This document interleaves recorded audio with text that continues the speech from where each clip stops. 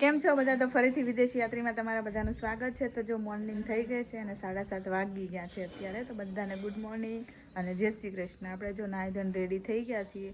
હજી અંશુન રુદ્રન બધા સૂતા છે અને બાબુને ફુવાન બધા ગયા અત્યારે અમદાવાદ માટે નીકળી ગયા. હમણાં 2 મિનિટ જ થઈ ગયા એનું. અને જો સામે મંદિર છે અને આ બહારનો વ્યૂ છે અત્યારે ગામડાનો. જ્યાં અહીંયા અમારી ગાડી પડી આવું બધું છે. આજે કામ બહુ છે હો મિત્ર. જો અહીંયા આટલા બધા કપડાં ધોવાના છે. હમણાં ચા નાસ્તો થઈ જાય એટલે કપડાં ધોવાનું કામકાજ ચાલુ કરીએ. હજી અડધાય નાહ્યું છે ને અડધા નાહવાનું બાકી છે. તુલસી માતાને દર્શન કરાવી દઉં સવારમાં. હજુ પથારી બધી પડી છે આમને આવું બધું છે. જો અમારી બેનનું મંદિર આવું છે. જો અહીંયા ચા ભાખરી ને બધી વ્યવસ્થા થઈ ગઈ છે. તો આપણે ચા નાસ્તો કરી લઈએ ફટાફટ, પછી કાંઈ કામ ધંધે વળગીએ. આ બે દેરાણી જેઠાણી ને હાહુ ત્રણે શું કરે અંદર રસોડામાં. 3 જણા છે રસોડા. બહુ મહેમાન આવી ગયા ને તે કામ ભેગું થઈ ગયું.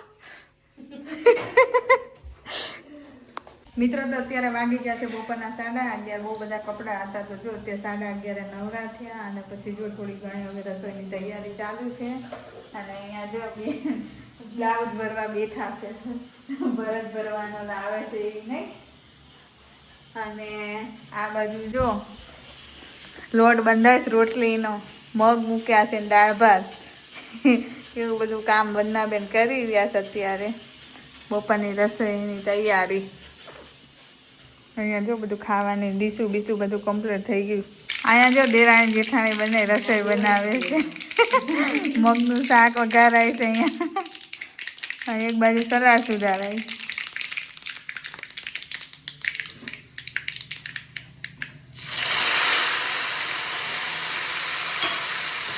દાળ બનાવવાની બાકી.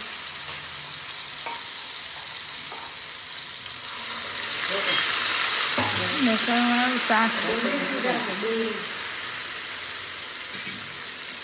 કાલ સુધારી હતી પણ કાલ જવા દીધી. એટલે જોઈ નહીં.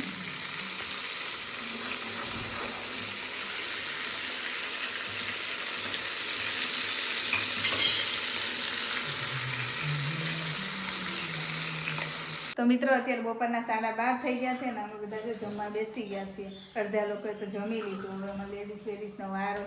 આ બધું જો બેન પાણી વરસ પહેલાં જમ્યા પહેલાં. અને આજે જમવામાં હું બતાવું તમને શું બનાવ્યું. તો આજના જમવામાં છે મગનું શાક, રોટલી, સલાડ, ખમણ ને કઢી અને દાળ ભાત છે. જો આ ભાત ને દાળ ઓલી બાજુ છે તપેલીમાં, છાશ. તો કોને કોને દાળ ભાત શાક રોટલી ભાવે છે પ્લીઝ કોમેન્ટ કરજો. ચાલો મસ્ત મજાનું જમવા. બધા તૈયારી કરે છે. આપણે ડીશ તૈયાર કરીને બેસી ગયા. આપણા જેમ આવતા જાય એમ ખાતા જાય, બધા નવરા થતા જાય. તો મિત્રો અમે જો વાસણ ઘસીને અમે બધા જો નવરા થઈ ગયા છે ને હવે થોડી વાર સૂઈ જવાનું. કેમ કે 2-3 દિવસથી સુવાતું જ નથી. કંઈક જવાનું થાય ને તો કોઈ ઉઠીને મળીએ મસ્ત. મિત્રો તો અમે કોઈ ઉઠી ગયા છે, ચા પાણી જો પી લીધા છે ને અહીંયા જો રોંઢામાં નાસ્તો કરવાનું ચાલુ કરી દીધું. એને ખમણ બહુ ભાવે, નાયલોન ખમણ ખાય છે. અને છોકરાઓને ખાવાની છે મેગી. તો છોકરાઓ બનાવશે એમની જાતે મેગી. નહીં દર્શનને બહુ ભાવે મેગી. હોસ્ટેલમાં મળે ને મેગી એટલે અહીંયા આવીને મેગી ખાવાની. અને આ જમાઈ જો રીંગ હારે વળ ખાઈ. ખાવાનું કઈ મળતું નહીં ને એટલે એમને જવાનું ખેતર તો જો સ્વેટર બેટર પહેરીને તૈયાર થઈ ગયા. અને મારા બેન જો આમથી આમ આટામાં આવે છે. એને ભાઈ આવે છે ને તે હરખ ન થમાતો.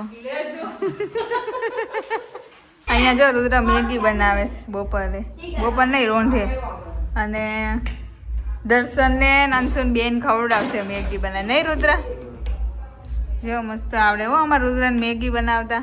મેગીનો સ્પેશિયાલિસ્ટ છે. કોઈ રેસીપી જોઈ કોમેન્ટ કરજો. કા રુદ્ર? સ્ટેપ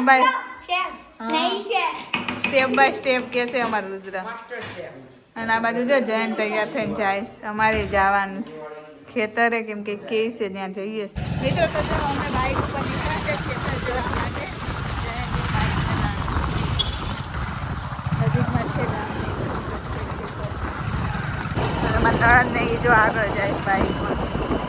એમનું બાઇક લઈને જાય કે 2 બાઇક લઈને આમ જઈએ. આ ગામનું તળાવ છે.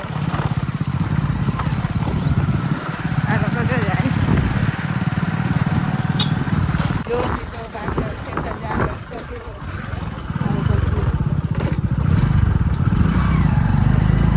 જો મિત્રો આ કેનાલનું પાણી છે. આને માઇનોર કેનાલ કહેવાય. આપણને નથી ખબર. અડધા કે નિયર કહેવાય નહીં એવું બધું કહેવાય. આપણે સામે જવાનું છે. સામે ખેતરમાં તો જ્યાં તે લોકો ગયા બી ત્યાંથી રસ્તો જવાનો. મિત્રો તો અમે ખેતરમાં આવી ગયા છીએ. મારા બેનના નેના તો એમને વાયા છે ધાણા.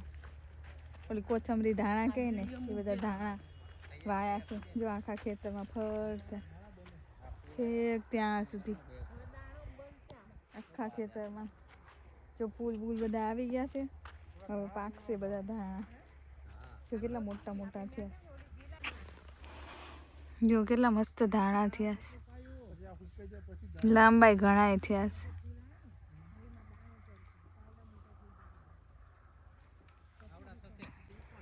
આખા એમાં ધાણા હે.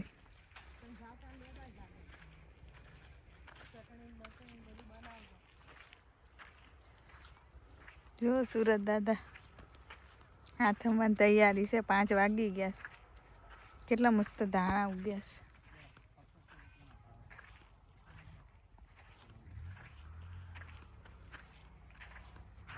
હા જો વચ્ચે હાલવાનો રસ્તો પાડેલો છે. 2 બાજુ ધાણા. મિત્રો જો અહીંયા છે ને સેઢા ઉપર મોડા વાવેલા છે થોડા. હજુ નાના નાના છે. મોટા નથી. પાણી ને એવું બધું આવતું હોય. પાળા કરવાનું. સામે કૂવો છે.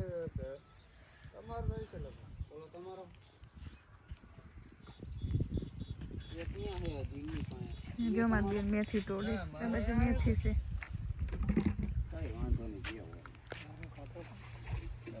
દેશી મેથી. આમ જો હર્ષદ કુમાર મેથી તોડો બીજી ગયા.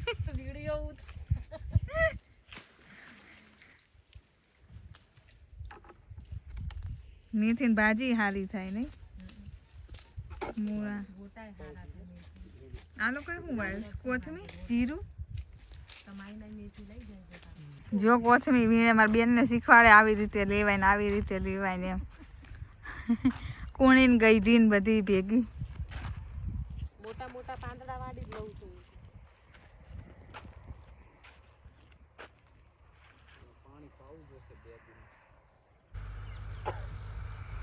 ચાલો બધા કોથમી ખાવા. કોથમી લીલા ધાણા. લીલા ધાણા ખાવા. કોને કોને ખાવા ગમે છે લીલા ધાણા કોમેન્ટ કરજો.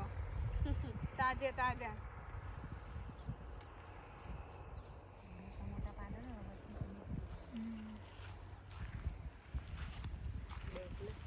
ગોટા જોડે છે ની ચટણી કરતો. કોથમી હમણાં કોથમી ઉગી કોથમી.